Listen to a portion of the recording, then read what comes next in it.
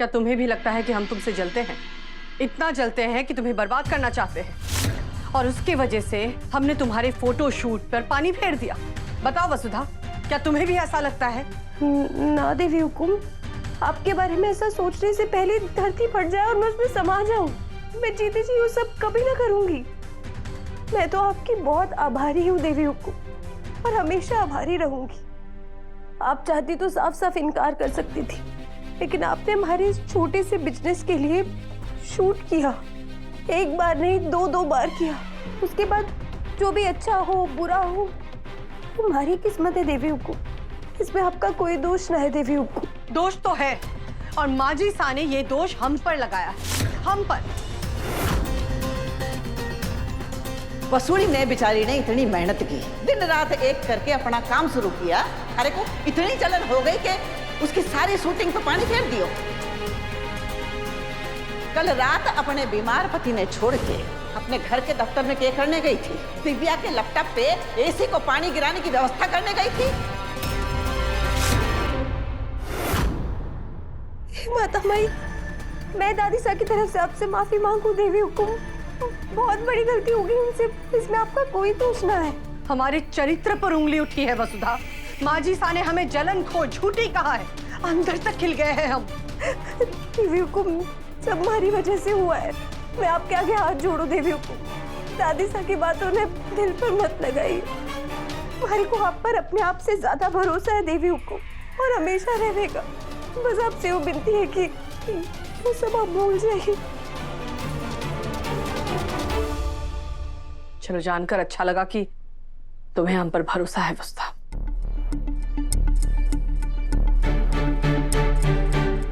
Thank you.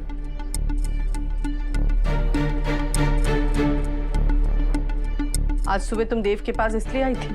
जी, बाजार से कुछ माल वापस आ गया। जो कंपनी चौहान इंडस्ट्रीज के पैकेजिंग का सारा काम संभालती है, हम उनसे कह देंगे, वो कल सुबह आके तुमसे मिल लेंगे।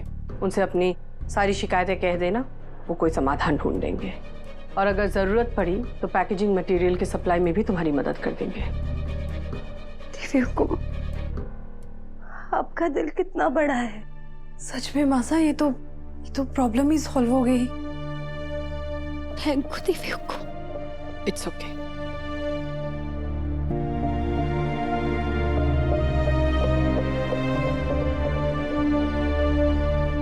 अच्छे से मन लगाकर काम करना, अभी बहुत आगे जाना है।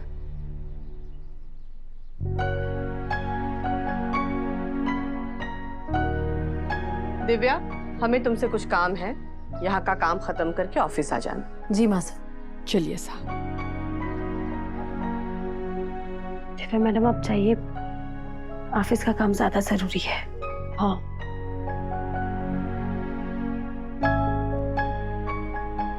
आप सबने एक खुशखबरी देनी है। देवी हुकुम ने हमारी समस्या का समाधान कर दिया है।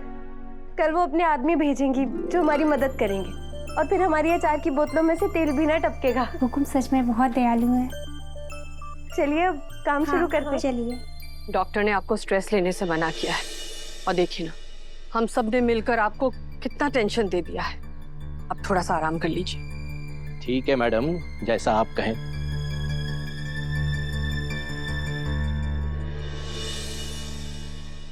दिव्या। जी मासा। मेहता इंडस्ट्रीज के साथ एक बहुत ही कॉन्फिडेंशियल प्रोजेक्ट पिच कर रहे हैं, ये उसी के पेपर्स हैं, जरा देख लेना। वैसे तो ये प्रोजेक्ट हमारी तरफ से देव देख रहा है, पर कल उसकी एक बहुत ज़रूरी मीटिंग है, और मिस्टर मेहता को ये पेपर्स कल ही पहुंचानी ज़रूरी है। क्या तुम पहुंचा पाओगी? बिल्कुल मासा, इनफैक्ट मैं पर्सनली ये फाइल जाके मिस्टर मेहता के हाथ में दे दूंगी। Don't worry.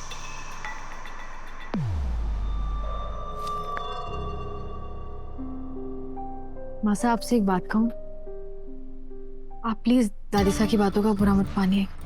मैं और वसु दोनों दादी सा की तरफ से आपसे माफी मांगते हैं। कोई बात नहीं, मैं ये चेक कर लेती हूँ।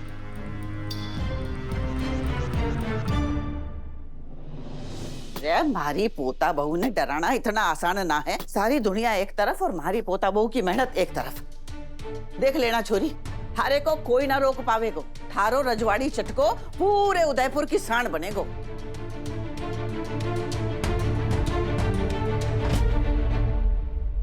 क्या बात है छोरी? अरे मुंह फुलाए क्यों खड़ी है? अरे मुंह में दही जमा के बैठ गई है क्या? कुछ तो बोल। मैं दीवारों से बात ना करूं? ये बोलूं दादी साहब, आप किसी की सुनती तो है ना, करनी आपने अपने मन की है, फिर बोलकर भी क्या फायदा? सीधे सीधे बात कर मारे से, ये जलेबी की तरह घुमा घुमा के बात करने की जरूरत ना है। क्या चल रहा है थारे मन में? दादी साहब, मैंने आपसे मना किया था ना कि आप एड शूट खराब होने के बारे में देवी हुकुम से कोई बात नहीं करेंगी, सब भूल जाएंगी, लेकिन फिर भी आपने बात की। और सिर्फ बात ना की, आपने उन पर इल्जाम लगा दिया। क्यों किया आपने ऐसे दादी साहब? हमारा मन दुखा है, बहुत ज्यादा दुखा है, और सिर्फ आपकी वजह से दुखा है।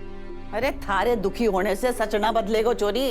पहली बात तो ये कि मैं ये बात भूल ना सकूं, और दूसरी बात, हमारे पास गवाह है सावित्री और प्रभात, और ये इत्तेफाक ना हो सके छोरी कि चंद्रिका ऑफिस में गई और उसके बाद ऐसी अपने आप चल पड़ा। तू चाहे जो कहे जो सोचे, पर मारो दिल तो कहवे है कि इस सब के पीछे चंद्रिका कोई हाथ है। तो अपने दिल ने चुप करवाइए दादी साहब, क्योंकि देवी हुकुम ने कुछ गलत ना किया है।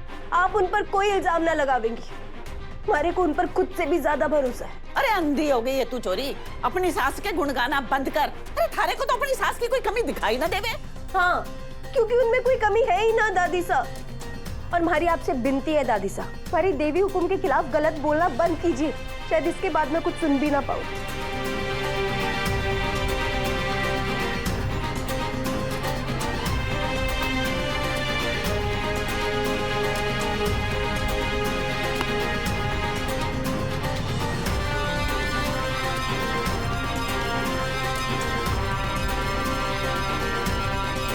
सॉरी दादी साहब, मैं आपसे इस तरह बात ना करना चाहती थी, लेकिन मैं देवी हुकुम के खिलाफ कुछ सुन भी तो ना सकती ना। दादी साहब, सॉरी।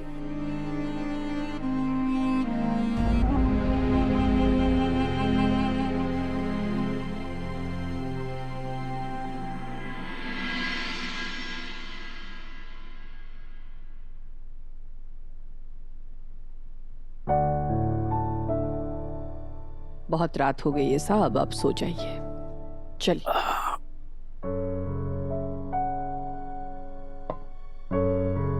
कहाँ जा रही हो चंदा? रात बहुत हो गई है, तुम भी थोड़ा आराम कर लो।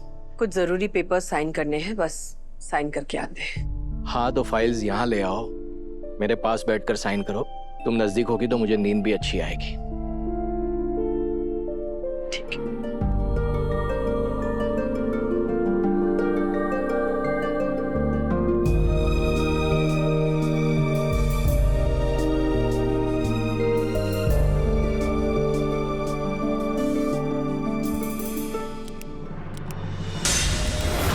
वसूली ने बेचारी ने इतनी मेहनत की, दिन रात एक करके अपना काम शुरू किया।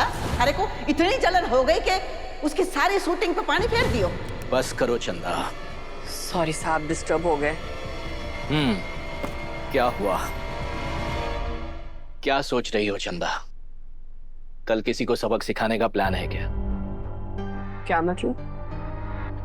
मतलब कि ये जो बार बार तुम पेन को क्लिक कर रही हो, ऑन एंड ऑफ कर रही हो, इससे साफ पता चल रहा है कि तुम्हारे मन में कुछ अजीब सी हलचल चल रही है। कोई तो है जो बहुत जल्द तुम्हारे निशाने पर आने वाला है। ऐसा कुछ नहीं है साहब।